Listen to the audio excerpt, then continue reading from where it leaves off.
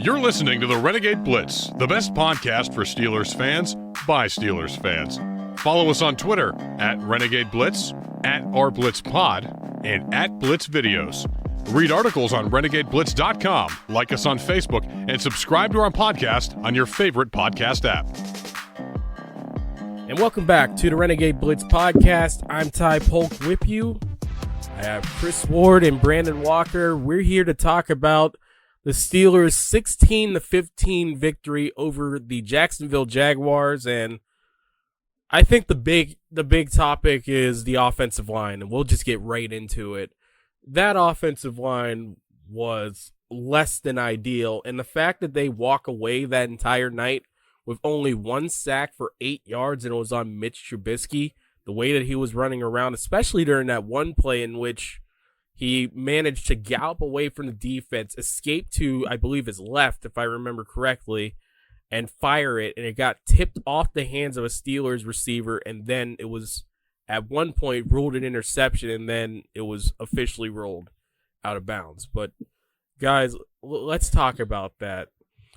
There was a big thing with James Daniels being hopefully the solving problem for interior pressure. I think you can handle pressure off the ends because at the very least you're asking a quarterback to step up. When it's straight in their face, it's just so tough to do.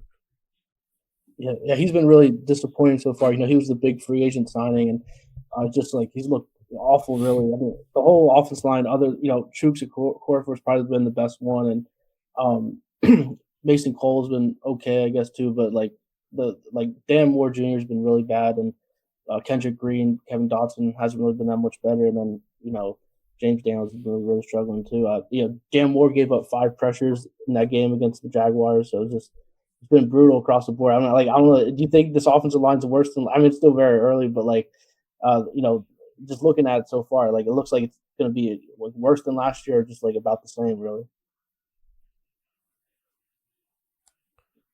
I think when you take a look at everything, everyone was trying to say, is this the worst? Is this worse than the past 2 years combined for the Steelers? Is this worse than that? And I'm like, I mean, I'll put it to you like this. When you haven't drafted an offensive lineman in the first round since 2012, and that was David DeCastro, who's no longer on this team, you kind of reap what you sow there a little bit. I mean, they managed to ride that off for a while, but everyone that was a part of at least the good old days when it came to the Steelers' offensive line are all gone.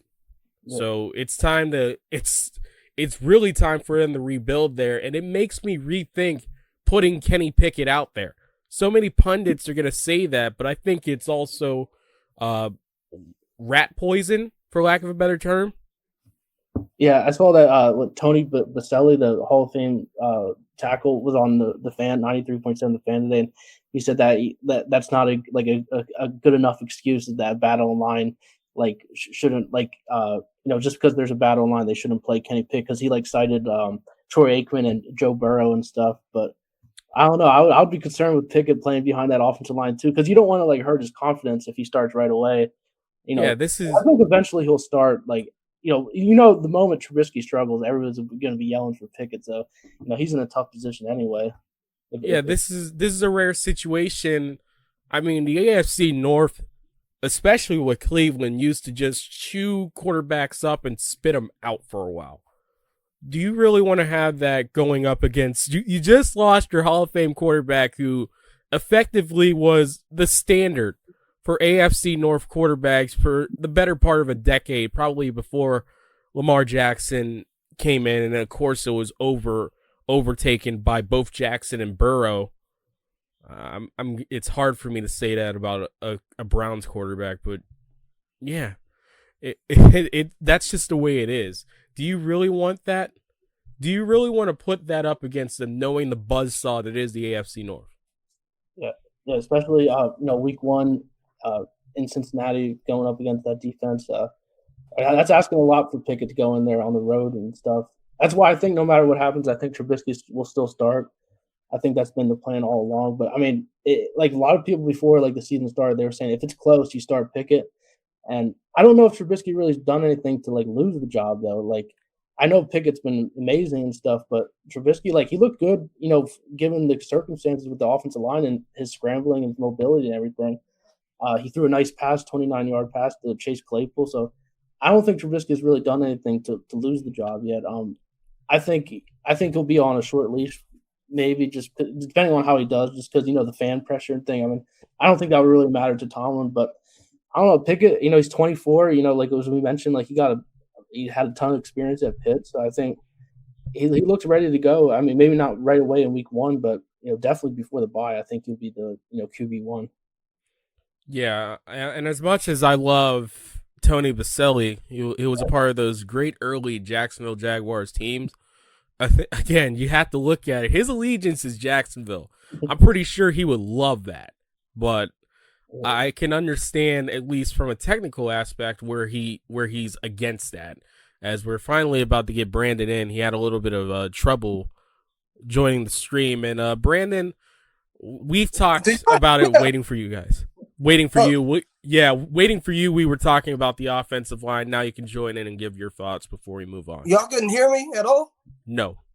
Okay, now, all right, now, my input. I know you guys talking about, you guys, we have the worst offensive line in the league. The ESPN metrics say it. Like, they say Philadelphia is up here, number 1. The shakiest is Pittsburgh. And the thing is, the fact is, what you said, they haven't drafted an offensive lineman in the first round since 2012, which is the Castro. You got lucky. You got with Villanueva. Mm-hmm. You had Pouncey. And then you Foster had a couple was undrafted. Yeah, Foster. Gilbert was a second-round pick. Who was the second-round pick? Marcus Gilbert. Yeah, they had luck in drafting linemen. They were doing a better job. And then you had Mike Bunchak here for a while. Yeah. So now it's falling apart, but they didn't do a good enough job getting free agent linemen. These two, Cole, okay, you take him or leave him. Daniels is what, fit? He's got what, 27 million? It was around there. He got a lot, and everyone was really high on him there. They thought James Daniels would come in. He was going to be a big upgrade over Trey Turner, and he hasn't looked at anything like that so far. Mason Cole, I think people were kind of like suspect on him anyway when they got him as the center and stuff. They weren't really too high on him. They gave the big contract to Chooks, which people were skeptical about that too. But he's looked the best so far, really, of the offensive line, which isn't saying to a whole lot because the whole unit that was just bad there on Saturday night. Like, that was really eye-opening. I was like, if they don't get this offensive line together, I mean, they're not going to be able to create holes for Najee. They're not going to be able to protect Pickett or Trubisky. I mean, it's just going to affect everything. Yeah, so I'm like, especially up the middle. Up the middle of the offensive line is a problem. And maybe they can get better. It's up to the offensive line coach to get these guys together, get a program or something, because they need to they sign somebody like earlier, right? They were looking at Isaiah Wynn from the Patriots as an offensive tackle, but there's a lot they need to do. I don't think an edge tackle starts the help for the Steelers linemen. You need the Egyptian code to solve that problem at this point. But yeah, so Dodson and Green is the competition for that. Who do you think has the upper hand? I think it's Dodson because Green not a good. After that performance by Green, I think, that was bad. Like, he's not even playable if he's going to play like that. I think Dodson I'm kind of worried about that ankle injury that he's had because he missed a lot of time last year, and it seemed like he re-aggravated during training camp and stuff. So hopefully that is all clear and everything. But I'll definitely go with Dotson over Kendrick Green. Oh no, Green he doesn't look like he's like he's not like big per se for the offensive lineman. Like, his arms are not as long and stuff, and it seems like he just always gets overpowered. He's an underclassman. People have to remember he came out of that draft not only as an underclassman, he was playing a position he barely or didn't play at Illinois. So this is a lot of, to steal a phrase without cursing on air from Joaquin Phoenix's Joker, you get what you deserve. I mean, that's how it is right now with this team, and everybody's just trying to throw whatever at the wall, bring back Zach Banner, but right now I don't think people realize when you're big and you have leg issues, you're seeing it with Dotson, you've seen it with Banner, you may never get back. And no one's picked up Banner. Like, I don't know what's going to happen. Like, his career could be over. I don't know. I mean, just no one's picked him up yet. And, the season's almost here. So what about that Arden Key? I don't know. We'll have to see. I think he was with the Ravens for a short period of time, but I don't know. Like, I don't think anybody, like, I haven't got a chance to look at, like, the free agent list, but I don't know. They're stuck in a really weird place now because they're free agent guys that they got haven't really looked all that impressive, and like you guys mentioned, they haven't invested in the offensive line in the draft, so like they're kind of like they're really in a weird spot right now. There's a lot of. Let you go, then I'll go. I'm sorry. I mean, here's the thing: they spent money, but the Steelers do things. I'm trying not to say. I'm trying to behave this podcast. I'll tell Don't you why. behave. I mean, it's the preseason. Okay, they keep doing stuff half-ass.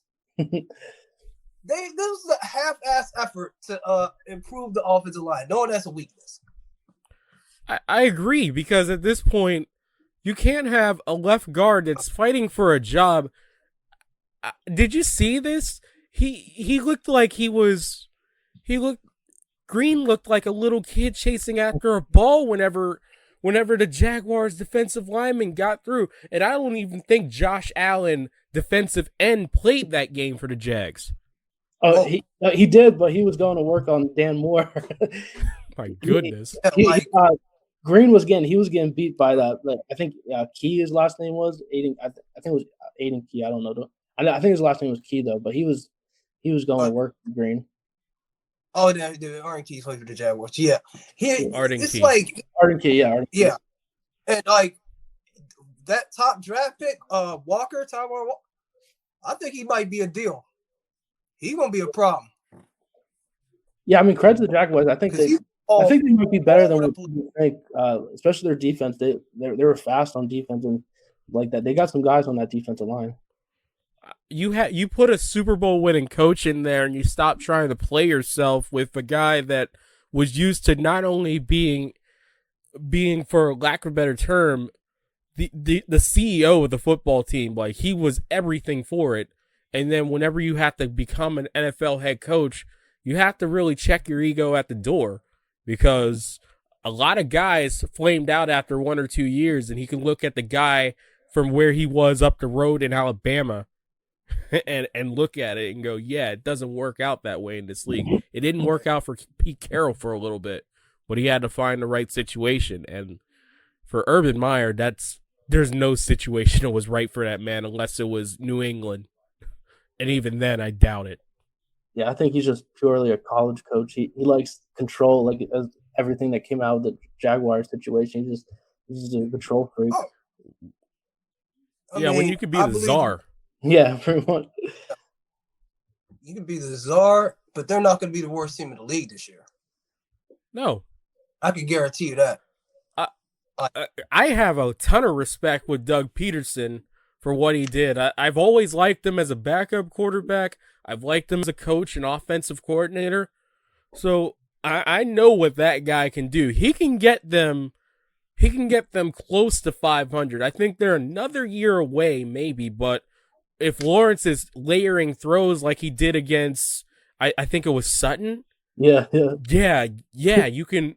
I mean, sure, he had accuracy issues aside from that, but still, I think Doug Peterson, with a quarterback that can actually do something, can go out there and get it. I mean, Carson Wentz used to be able to do stuff for a while, then he got figured out. Yeah, you're right. I mean, look, honestly, right now as I see it, I think these two teams are running neck to neck. To be honest with you, For the Steelers and Jaguars? Things too, yeah. Yeah. Maybe. It's not me just being me, like Brandon being. As you take the look and look at the team, the Steelers was getting outplayed that first half. Yeah. Oh, easily. Easily. It was like, hold up. Either Jacksonville is better than I thought, or the Steelers are what I thought they were when the schedule came out. Remember what I had their record being. I gave them 3 wins. I might have to walk that back. I'll put it to you like this with Jacksonville. I was the one that was getting ready to hop on a tee after Jacksonville went in during the regular season and just ran over them with Leonard Fournette and whatever his name is. I forgot it. The quarterback. Blake Bortles. I was telling people on the tee the entire time, if Jacksonville beats the Steelers in the way they beat them, they're coming. And that's always the gauge for me with Jacksonville. If they're competitive with the Steelers, that means Jacksonville's on their way. But this is not the Jaguars podcast. Shout out to my cousin who works in the pro scouting department. What is this saying? But we're just saying, like, look, that's giving me a little bit of cause for pause right now with the Steelers, though. But I say that, but the offensive line, you can't fix it this one. You just got to hope they play better. Yeah, just play and just not get the quarterbacks injured. If they start Pickett right away, like hopefully, they keep him clean and he doesn't have an injury. That's my biggest worry is if they put Pickett out there just out to dry pretty much with that offensive line. Yeah, that's what I was saying. That's exactly where I'm getting at. Colin Cowherd says to start him right away. Mm-hmm. If the line played a little bit better, I'd be with him. I'd be with him 100%. But when do you think he should start? Should he start? Do you guys think?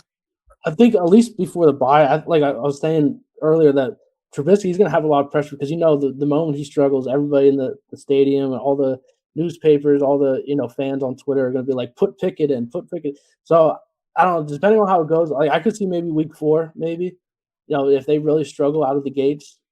And maybe when's their bye? I think it's week 9. The Steelers bye is week 9. Okay. Early shot for me, week 5, latest week 11. So it's like after the bye. Yeah, week depends. We gotta see how this goes. I'd say if they are like 2, it depends on what their record is. Yeah, it would have to be really bad for them to pull them out and put Pickett in. Like they would have to be on a losing streak and Trubisky's just doing terrible. All right, guys. So we've waxed poetic, but you have one more thing. Sorry. I say I think he starts this season. Oh yeah, definitely. I think he starts. I said that last week, but I think they should start picking, but they'll start Trubisky and let that. Because if you're going to start Trubisky, you got to make sure he's done. Because once you put Pickett in, you can't take him out. Yeah. Because you can take Trubisky out, and be done with it, and he'll be a backup for the rest of his career. I think he still has enough juice in his legs that if he gets in the right situation, he could still be a starter in this league. But that's going to take a lot. He's a bottom tier. Well, no, I'm going to say bottom tier. I think he's a mid to low. Yeah, mid to low tier starting quarterback. But we've talked about the offensive line. We could talk about Kendrick Green's comments in the media earlier today as well, where even he agrees that he hasn't done a good enough job. But I think we talked enough about it. But I want to talk about what really gets Brandon Walker going, and that's Devin Bush. No. Devin Bush apparently has an injury. Yeah. Yes. Ankle injury, I believe. Put him on IR. You know what? I'm gonna be nice. Devin Bush, you're a nice kid. People were saying that he did a little. I gotta be like. People were saying that he looked at least a little bit better on Saturday night, but he looked a little better. Like that video I showed you, like he got pushed around by that tight end and stuff, and I know that tight end was a lot bigger than him and everything, but still, like, that's a tight end. Like, he was getting, pushed around by him. I mean, what do you expect? Like, this is another problem. Your run defense and your offensive line, that is like two big things. Yeah. Those were issues last year too. So I mean, I don't know that. Do you think Mark Robinson might be? He's been making some headlines. I think he could be. I don't know if he's. I think he's better than what you got. Like the other two options. Come on, bro. Like you might as well give him a shot. Like you can't do no worse. Yeah. Well, at least Miles Jack has been looking good. Yes. That is a steal. Is that other inside linebacker position? Because Spillane, he's a try hard guy. Like he'll get in there on the run defense, but he is what he is. He's not good in pass coverage, and he's just like undrafted player. Like he's all heart basically. Bush is like this first round pick guy that sometimes effort's kind of questionable. You don't know about his knee. There's all these like question marks about Bush. He should be playing it to like a way higher level. Yeah, it should be. I told you, like there's a standard, and then he does like look. My aunt is not talking to me because of what I wrote in the Courier about him. Oh really? Yeah. That's why I'm trying not to tell him. I put your quote on Twitter. Yeah, that got me in trouble with my family. They really? were like, he was like, Brandon, you're going too. It seems personal. You're going too far. And it's nothing personal. I don't know him. I just know your game, and your game is not up to snuff.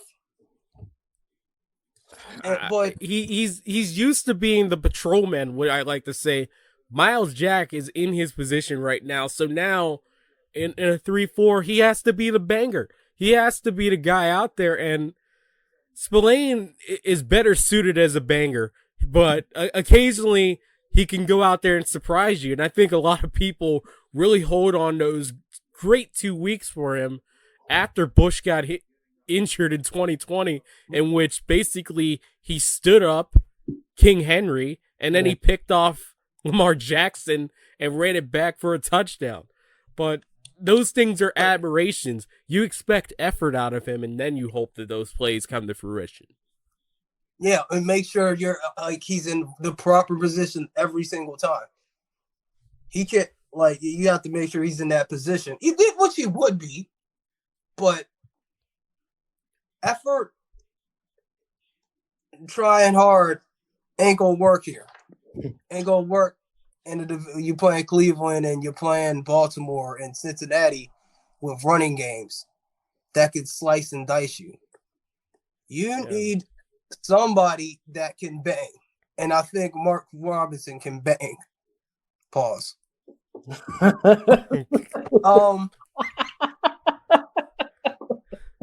You need to bring those crashers to the party, but just to put that in a better term in the future. And to steal some Drake. Yeah, but it's like they have to. You see, your roster is what it is. It's like don't half-ass it. Like they half-ass fixing the run defense. You got Miles Jack, but you knew your other linebacking position could have. I would have picked the linebacker in the first round. I guess you got Pickett. I would have picked the linebacker in the second round, even though he got Pickens. But you figured out. You could have figured out that linebacker position more, and that probably maybe the safety position. They didn't fill the holes the way they needed to this offseason. Yeah. And then even going back to the year before, when the second round, they got Freiermuth, but they could have got Creed Humphrey at center. So it's kind of like give or take. You got Freiermuth, but they still a center is so important, especially the Steelers' history with drafting centers and stuff. Like that's such an important position on the offensive line. Yeah, that's your favorite player, Chris, because you was like him on. You were on 10 with Creed Humphrey. Yeah, and then they went to Kendrick Green, who wasn't even comfortable playing that position. He started almost the whole year at center, and then now at left guard, he just they gave him effectively a Legends number. I mean, depending on how you feel about Pouncey in his last five years, and maybe a little bit of the injury trouble early on in his career, he missed that Super Bowl.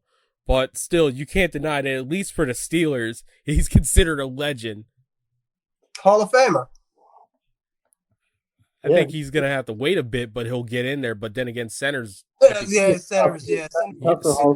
Dirk Dawson had to wait for a little bit, but yeah. But he's a Hall of Famer for sure. Like, they don't have those players like DeCastro and Pouncey right now, like those high caliber offensive linemen.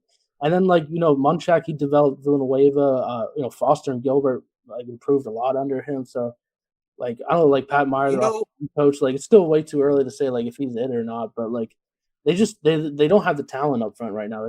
That's really what it comes down to. You know what they should have done? They should have kept their pick in 2019 and drafted a lineman. That's what they should have done. But we all know what they did. Yeah, it worked out at one point. Look, no matter what, the Steelers have to buy some crashers up in their interior linemen and hope to get some athleticism out of whatever the left tackle is. I've been saying draft the left tackle for the past 2 years, and they just refuse to do it. But they haven't done that since the 1950s. I don't expect them to do that anytime soon. But what else is there to talk about with this team? Because really, we focused on the problem areas. And I guess we could talk about the surprises. I mean, Justin Lane got an interception. Yeah. Justin Lane? Good for him. I mean, it was a bad pass, but hey, he was in the right position, the right time and stuff. Terrell Edwards had a pretty good game. A lot of people were giving him some praise. He was playing well in the box and stuff, making some tackles. Who else? What do you guys think about Mason Rudolph? He played pretty well. I mean, he started off a little shaky. He had that intentional grounding for a safety, but he didn't get great blocking on that play. But so what do you think happens with Rudolph? Because that's been a big talking point. Is do you think he gets traded, or is he going to be inactive the whole year as the number 3 quarterback? Trade him. Yeah, I think you got to trade him. Yeah, you got to have some value out of him, and I think if right now you can look at it and go hey, he led them to the game-winning drive. So that's really all you need to say. At least the guy is a gamer, I guess. But they need to maximize as much draft capital as they probably could get out of this situation.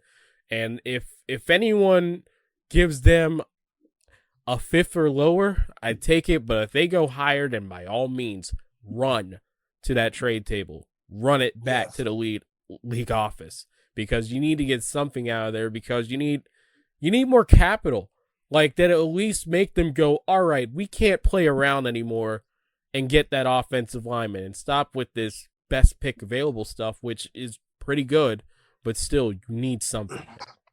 The Raiders they sent Nick Mullins to the Vikings for a conditional 7th round pick in 2024. So I don't think Rudolph. What do you think he get? At least a 6th, mate? I mean, Nick Mullins.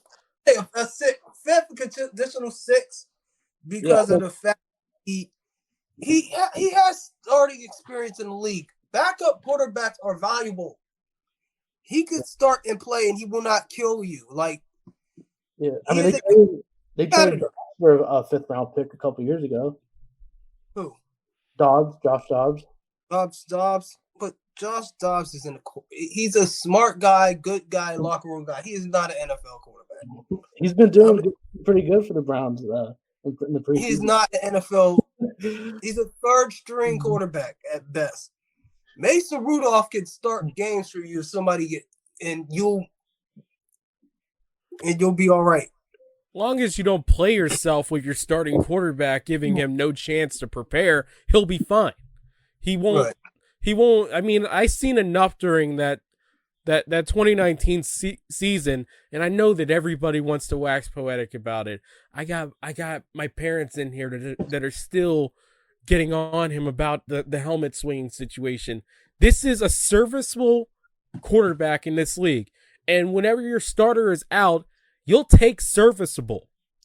Yeah, that's a really interesting thing. Is you see on Twitter, and everything. Why do you think Rudolph is so disliked by Steelers fans? Because of that. Because the league, there's enough people that believe that the league literally gave him a spade in that situation. and there's so much of it, and just I think he was in a horrible situation from the word go, and imagine the situation. I know Chris Carter mentioned on this podcast before where the Steelers could have got Lamar Jackson. If Ben Roethlisberger literally went nuclear over a third-round pick, imagine a first-rounder. He'd make Aaron Rodgers look like he was entirely okay with the entire situation of drafting Jordan Love. But why don't they like? Because of Ben. Because yes, you're right. That's another good point. It's Ben. Ben was being a jerk, like he's always been. Like, and just try. He was like, why? At that point, you were almost done. So luckily, he struggled enough. He didn't get the, and he extended your career for 2 more years. That was the last good season he had. That was a 5,000-yard passing performance. Yeah. He won the passing title, and then from there, his elbow just straight up exploded. Yeah, it did. And then plus 2, it's very important for this year for this team to come together. The issues that we're talking about are now real issues. Because as much as I don't like Ben, and you know I don't like that guy at all, he bails you out 3 to 5 times a year. He will bail you out in the fourth quarter. Is Trubisky going to bail you out? No. He can give you 1 bailout, but he's not giving you 5 or 6 like Ben did last year, like, and like he did largely for his final. I want to say his final 26 games. You can look at him and go, he deserves in the Hall of Fame just for doing that. Yeah. If it makes sense at all, that was a bad 9-7-1 team last year. I mean, Ben bailed him out games. Like, we had to go back to the thing. He bailed him out of at least 3 to 4 games. Like, you don't have that this year. So 9-8 could be 6-11 and 5-12 if they don't fix these issues. And then that's one thing we talked about it, like after the draft when we had Smoking. We said like their roster overall is like in the 20s in the league, high teens, low 20s. We rank them all 1 to 53. So not looking all 53 players, you mean? But yeah, that's what I meant. Yeah, that defense has premium talent, and they have a lot of weapons that I think they have guys that can throw them the ball. I'll say that right now. They have the weapons that can go out there and do something, but it's the rest. It's the rest of the cow that's a little bit rancid right now. And it's rancid in places that you really need it to be fresh. Yeah, I mean, they got the players, Pickens, Deontay, Freiermuth, Claypool, and Pickett was really impressive there on that. Like the first game when he led that game-winning drive, I was like, he was playing against third and fourth stringers, but I was like, there's still first stringers in there at the end of that half, and he went down the field like it was nothing. So, I was impressed by Pickett. I was like the first time I thought okay, maybe Pickett, it's still preseason, we'll have to see, but like he has really good poise out there, and seeing all those training videos from online, his trainer in New Jersey. Well, Ty, wasn't it Tony? Do you know his name? No, I don't know it, but I did see this. But there's one thing to say about that. Did you see about his air yards though? They're low, right? They're low, like 5.5. And look, everyone wants to talk about air yards, and they're putting him in situations where it's just like, hey, check it down. Let's remind ourselves that last year we had a quarterback that for the most part could not really do much else other than those quick slants and stuff like that. You're basically telling your entire team, hey, get the ball and go make something happen at this point. And you know what? For a rookie quarterback that you're basically betting the farm on, I'll take it. Like the first game, they were all short passes, but On Saturday, like, he threw some passes down the field, like that Freiermuth one over the Yeah. middle. So, like, an 11-yard touchdown pass to Deontay Johnson that got called back, and then he hit another one, 11, that was a short one to Snell, though. But, he has to get rid of the ball quick. I mean, the offensive line was getting beat and stuff, so, like, he didn't really have a choice. Yeah.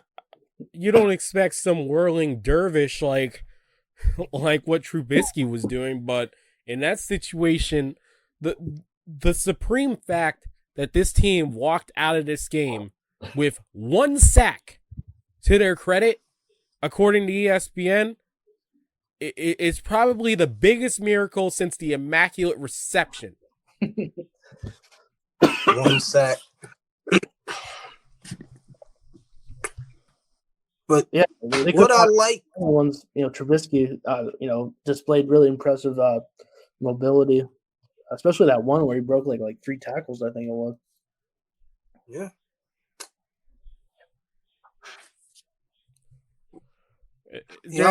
I went out.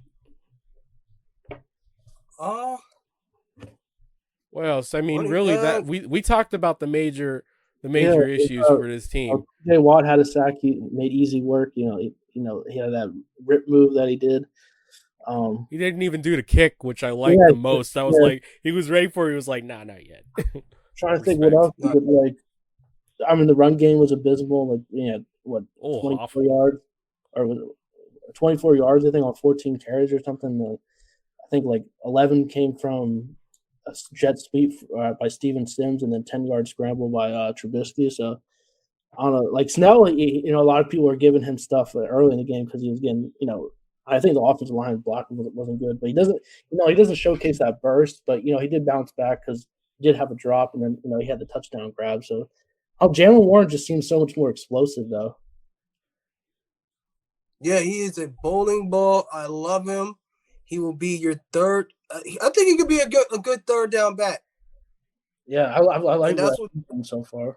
It looks like Ray Rice. I mean, he's the same height and all that stuff, kind of built the same. Right. So, that's who we remind. But yeah, because there's no way they could give Najee the carries that they got him, touches. It's not going to work. Can't do that at all. Claypool had that, that 50-50 ball that he caught, 29-yard reception. I saw that he actually lined up in the slot 13 times in that game. So that was kind of interesting, like, using him out there, like the big slot role, like they're having Pickens and Johnson on the outside. So it'd be interesting to see if we do that for, in the regular. That would be nice. Look, he doesn't have to catch quick slants out there. There's a lot of things you could do in the slot as a slot receiver. He could run a wheel route down the sideline, which it looks like what he did for that catch. So, I mean, let's not make it go like this. He can still go out there and get deep, even as a slot receiver. It's just up to him in these situations that when he gets this chance that he has to go up and get it, he's looking a lot like the rookie who made that impressive catch in his first NFL game in the regular season. I mean, I look at him like this. I think everybody has to really temper their expectations. Everybody's still seeing red from what he did against Minnesota.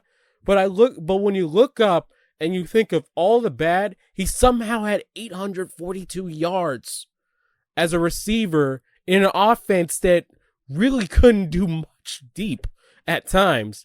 I mean, granted, you could also say that it was also in less than stellar minutes. I'm not going to call it garbage time because more often than not, the Steelers made it a game and then it had to mean something. So I'd look at it like this.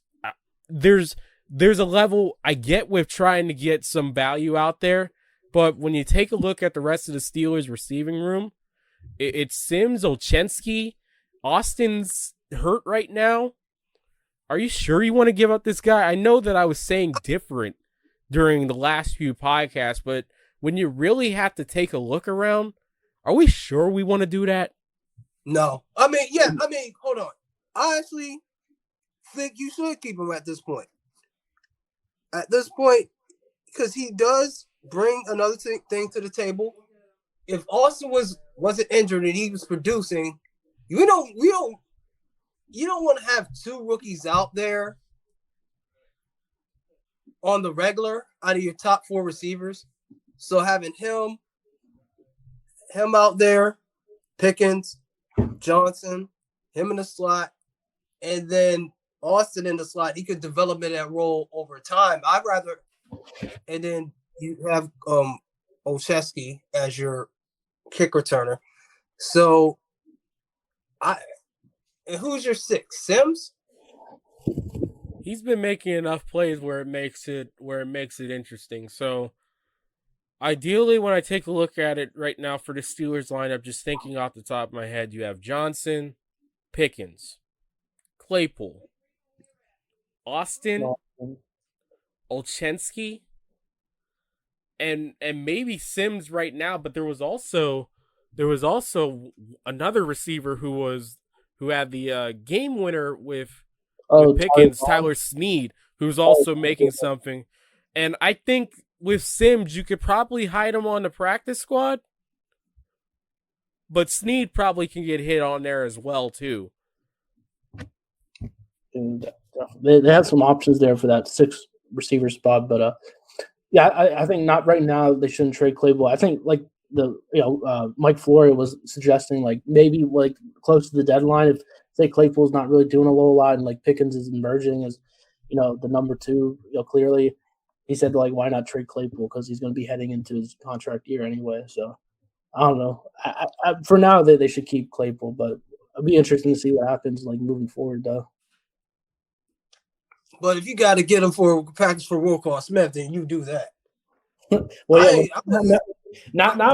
he's staying. I wasn't suggesting, like, they just trade Claypool for like a bag of beans or nothing like that. I said use that Claypool as a package deal with the 1st round pick to get Smith. I ain't saying trading for no draft picks or nothing like that.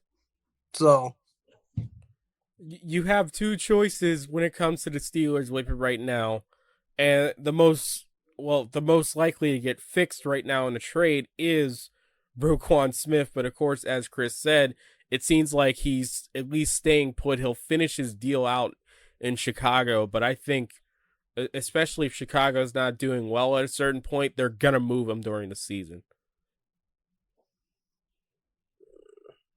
They might move him. I think they'll have to move him. You see, they'll have to, but yeah. The only thing is, it's either the Steelers who are going to get the deal done now, or they're not going to get that deal done during the season. Because I would see you could think somebody, a contending team, like if some would try to go after him. I can't really think of a team that has linebacker issues like the Steelers has right now that could at least use him as a playoff piece. And Smith wants money, so there's also a risk that, and the Steelers' defense is already expensive as it is, but it would be a well worth it piece, and especially if they decide to part ways with Jack after a second season, it would provide not a lot of relief, but in the future.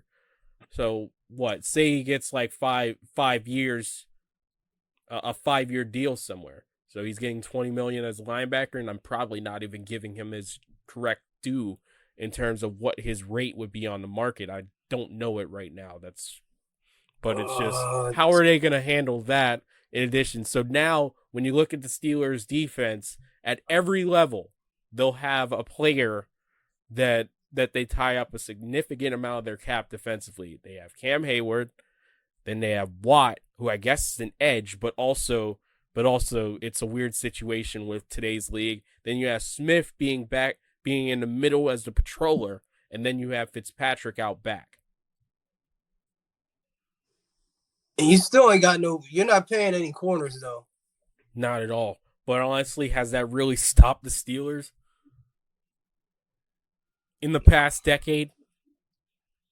Well, see, it's gonna be an interesting year. This is like the dress rehearsal game.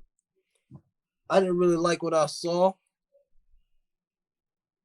but we'll see, because these problems that the Steelers have, like we said, are not easily fixable. Like, these players, you can't help that these players are not as talented as what you thought they would be.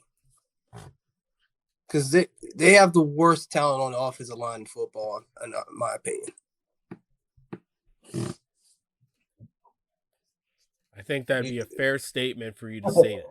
I think a lot of people would agree with that right now, especially after that performance. Let's see what's next up for the Steelers. They finish off the preseason on a Sunday, August 28th, 4:30 against the Lions, and hopefully we'll see a better performance from the Steelers offensive line that will provide some confidence, as the Lions are the team that are under Hard Knocks this year, and they've become a little bit of a favorite because of that. I think everybody gets the Hard Knocks rub, so it's going to have a lot of eyes on both the Lions and the Steelers, and we'll talk about that whenever that comes up. But until then, guys, I'm Ty Polk, that's Chris Ward, that's Brandon Walker, and you have been listening to the Renegade Blitz. Thank you for listening to the Renegade Blitz podcast. Follow us on Twitter at Renegade Blitz, at @BlitzPod, and at Blitz Videos. Read articles on renegadeblitz.com, like us on Facebook, and subscribe to our podcast on your favorite podcast app. The Renegade Blitz podcast is available on Apple Podcasts, Google Podcasts, YouTube, Spotify, and wherever else you can listen to podcasts.